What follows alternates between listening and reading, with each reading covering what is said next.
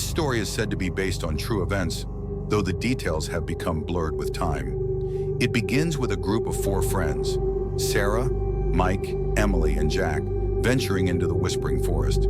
The forest had a reputation for being haunted, but they dismissed it as mere superstition. "People always love a good ghost story," Jack said with a laugh as they unpacked their gear. The sun was setting, casting long shadows through the towering trees as they set up camp. Emily, the most cautious of the group, glanced nervously at the surrounding woods. "Did you guys hear about the woman who disappeared here 20 years ago?" she asked. Sarah rolled her eyes. "Come on, Em, don't start with the creepy stories already." But Emily insisted. "Her name was Margaret. She came here alone and was never found." The others brushed off her warnings, but an uneasy silence settled over the group. As darkness fell, the forest seemed to come alive with unfamiliar sounds. The crackle of their campfire was comforting, but the shadows danced ominously beyond its glow. Mike tried to lighten the mood by telling jokes, but no one laughed for long. A sudden rustling sound from the bushes startled them, and Jack grabbed a flashlight. "Probably just a raccoon," he muttered, though his voice wavered slightly. The beam of light revealed nothing but empty branches swaying in the breeze. "See? Nothing to worry about," Sarah said, though she too seemed tense.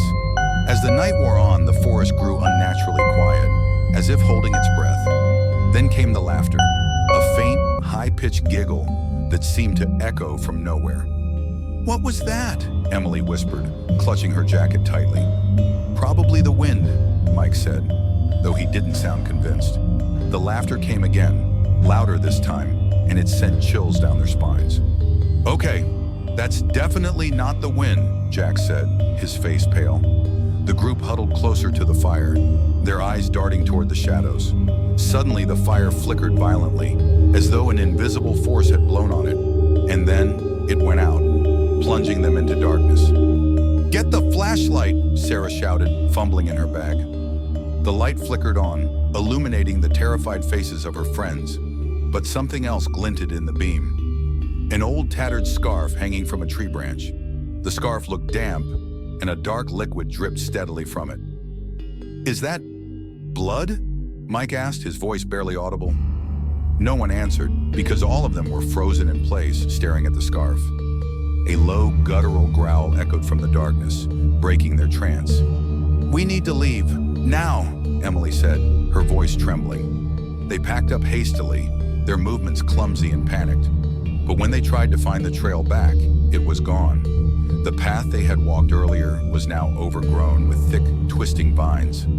"This doesn't make any sense," Jack muttered, shining his flashlight in all directions. The forest seemed to close in around them, the trees leaning closer together. Then came the sound of footsteps, soft but deliberate, circling them. "Who's there?" Mike shouted, his voice echoing in the stillness. There was no response, only the sound of the footsteps growing louder. Panic set in as the group began running aimlessly through the woods. They stumbled upon a small, decrepit cabin, its roof sagging and walls covered in moss. "We have no choice," Sarah said. "We need to hide." They pushed open the creaking door and stepped inside, the air thick with decay.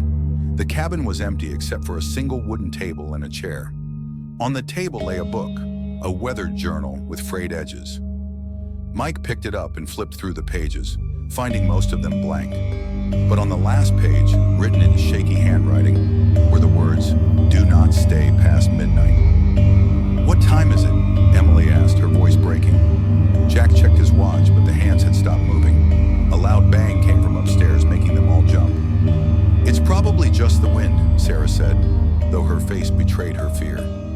They gathered in a corner, their backs to the wall, as the banging continued.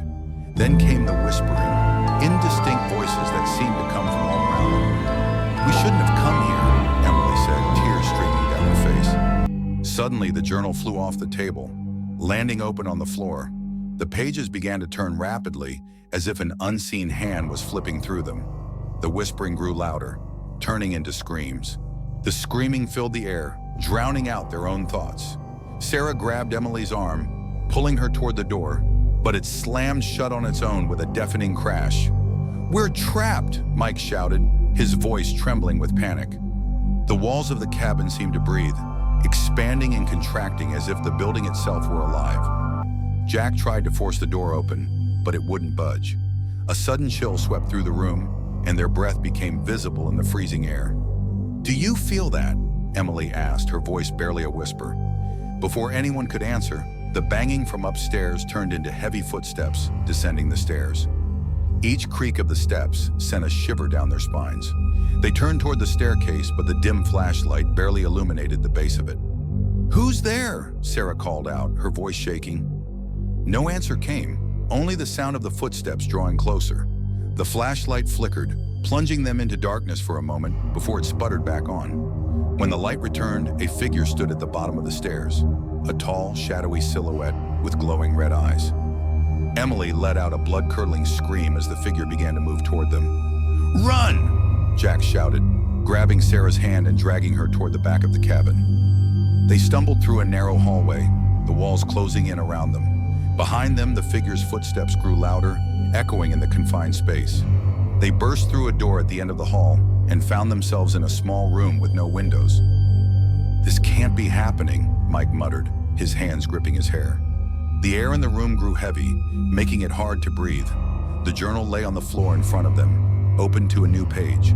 Written in large, messy letters were the words, "You shouldn't have come." The walls of the room began to bleed a thick, black substance, and the floor beneath them started to crack.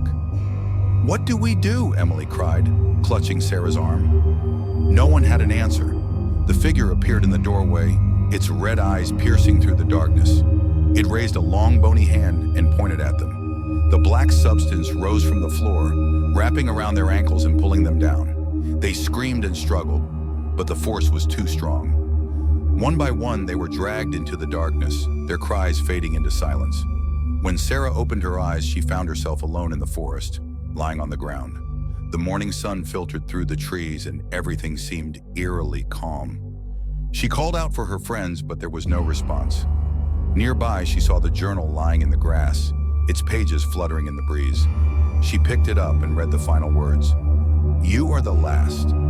Her hands trembled as she dropped the journal and looked around. The forest felt alive, watching her every move. A faint giggle echoed through the trees, sending chills down her spine. She turned and ran, the forest seeming to close in around her. When she finally reached the edge of the woods, she collapsed in relief, but something was wrong. Her reflection in the car window didn't match her face. It was Margaret's.